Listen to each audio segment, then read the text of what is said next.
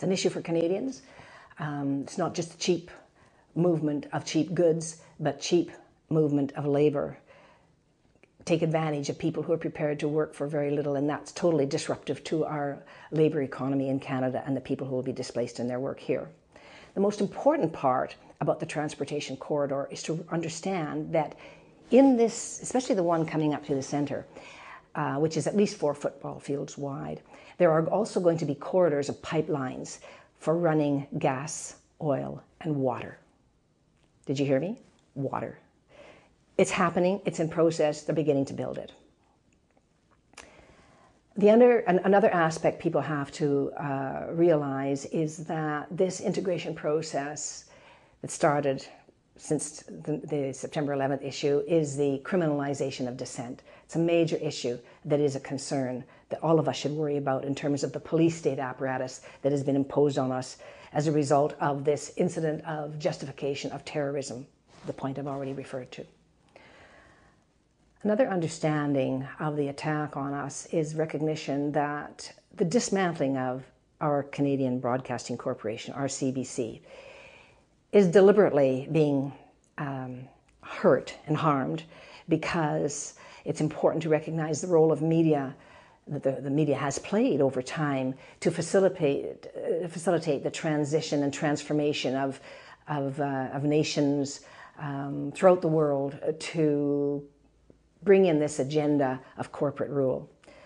And the CBC, of course, as a public broadcasting corporation, has had a history. It used to be a very good institution, like the BBC in England was a very good institution, really and truly delivering independent, objective points of view and helping us to really know what's going on. Now we rely on smaller alternative media to present any form of media that's nearer to truth, and we rely heavily on the internet. But you have to understand the CBC attack is a deliberate part of this integration process. Now, it's important to understand that what's happening in this process is the fulfillment of the very something that Dwight Eisenhower warned his nation, and the world basically, at the end of his time in his final address to his nation.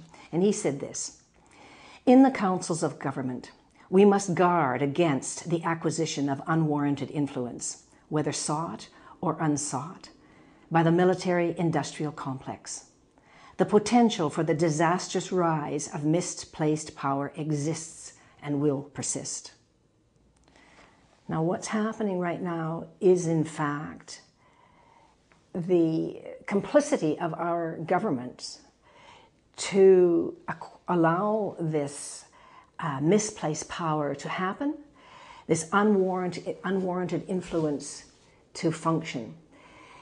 And an example of the institutionalization of that process under this new regime of a North American entity following from the Security and Prosperity Partnership Agreement is an agreement amongst the leaders about a year ago, the leaders of Canada, the United States, and Mexico. In our time, it was Harper this time, that there would be a competitiveness council, which would be comprised of 16 representatives from industry, finance, corporate world. And they have already been installed at the right hand of the governments in Canada, the United States, and Mexico, at the right hand of the leaders of our Prime Minister. And our Prime Minister, Harper, announced this with great pride of this wonderful thing of Canada, of course, being open for business, as a previous Prime Minister had talked about.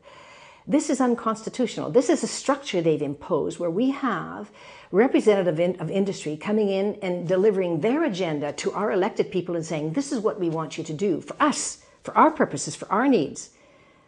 Nobody's saying we can't have industry. Obviously, we have to have industry. But in a country, it's not industry who tells the elected people what to do. It's the citizens.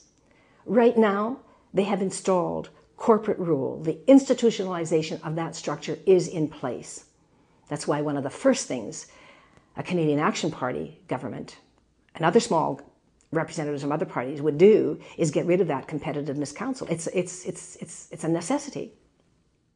Well, here are a number of practices that have to be taken into place immediately if we're going to stop this merger of Canada, the United States, and Mexico into a North American entity. as well as just eliminating that Competitiveness Council, getting rid of it. They have no business being there. It's unconstitutional totally. We have to eliminate, cancel all these working groups, stop what they're doing, stop them completely.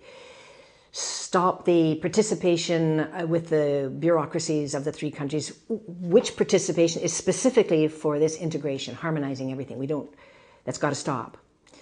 The other thing we have to do is take back, restore our sovereign power over defense. We have to bring our troops home from Afghanistan. Get out of there now. We have to use the Bank of Canada. The audacity for them taking the Bank of Canada and using it to bail out failing banks in the United States is not what its purpose is. We have got to stop that, don't let that happen, and turn it back to the use